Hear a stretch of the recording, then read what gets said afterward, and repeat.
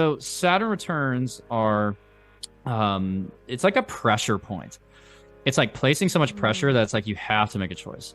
And the way to figure out how to best do that is to separate your external versus your internal motivations, because Saturn, it does represent oftentimes our external motivators. So it's like, I want social approval, I want my parents to be happy with my choice, I care about status or money or fame or image. That's like kind of the problematic side of Saturn.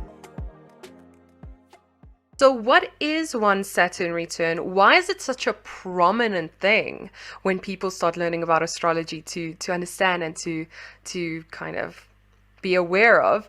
And are there other transits or other things other than the Saturn return that we should know about? Yeah, no, I love talking about Saturn returns. So I'm glad that somebody asked about this. I just did an article, or I was featured in Vice to talk about this like a few weeks ago. So definitely check that out, because there is a lot of quotes from me there about like how to think about it. But like to kind of add to that though, that discussion, I think that the Saturn return, think about it like you have a chessboard. It's a game of chess. And the game of chess resets every 28 or 29 years. And so what happens is when you're born and you start out, like imagine yourself in like, in like first grade, it's like you're 7, people are like, what do you want to be when you grow up?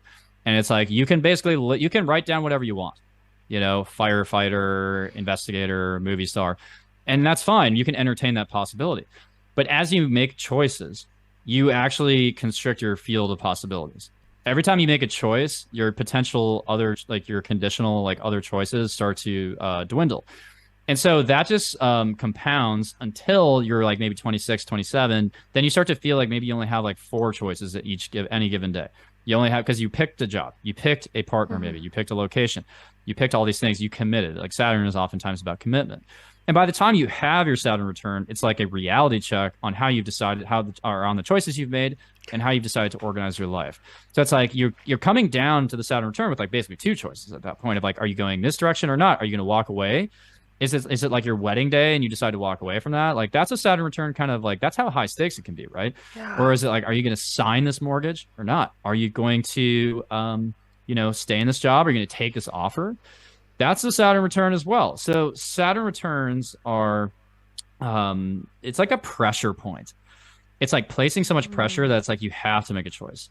And the way to figure out how to best do that is to separate your external versus your internal motivations, because Saturn, it does represent oftentimes our external motivators. So it's like, I want social approval, I want my parents to be happy with my choice, I care about status or money or fame or image. That's like kind of the problematic side of Saturn. But it's also, it's a double-edged sword, because it's like Saturn is also putting that pressure kind of in a healthy way, because it's like, because we care about other people's opinions, we try.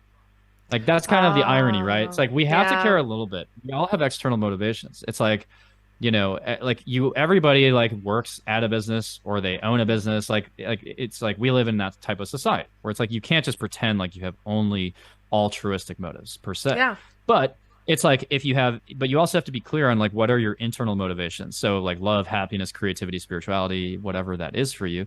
It's like you want to make a choice based on that as a precedent, and then the external motivations are like a secondary. So it's like, for example, if someone's Saturn return is like, and I feel like I'm probably about to like press a button here, like for a lot of people, because I'm sure there's people listening who had to deal with this. But it's like, if your Saturn return is like, do you marry this person or not? Like you're 50-50 on them, but you're engaged. It's like, do you walk down that aisle? It's kind of a toss up.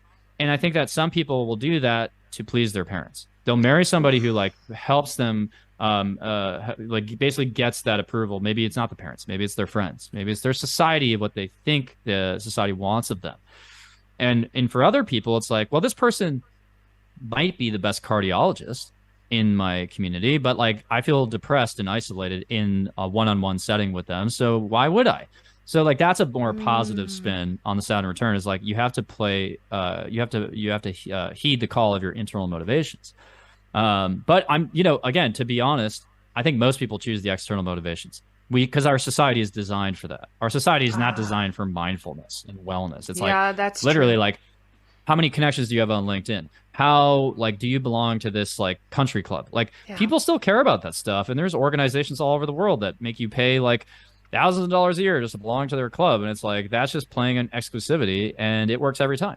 But my point here is that you know, but that Saturn it comes around every 28, 29 years. So every 28, 29 years, you have another reckoning. And after your first Saturn return, the chessboard kind of resets, actually. Like, I Mm. really think that you can reset the board if you want. So, like, when I had my Saturn return, when I was living in New York, it was around the time of that concussion.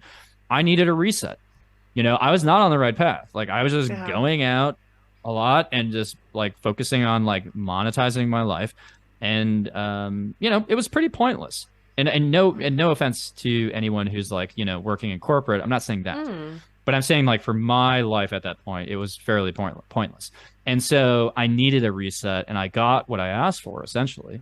But I didn't know, of course, at the time it was supposed to be astrology. I thought I was just going to do music or something. But but now I'm in like year two of my next Saturn return, and I would say you still carry the karma from your first Saturn return. Obviously, like it's Ah. not like you are completely like resetting, but it's almost like Saturn is that like again, it's a reality check of saying Mm. like it's kind of a prove it moment. It's like if you want to make your next Saturn return better, you have to spend the next 28 years manifesting every day.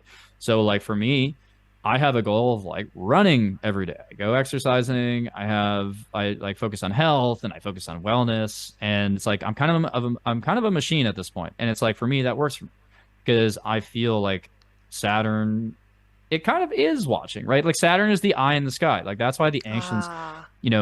they called it that, and it has a ring around it, which is about boundaries and limitations, which means you are limited. You have limited choices. It's like you actually Sure. have to do something with the time that you have. And so, Hmm. so anyways, that's Saturn.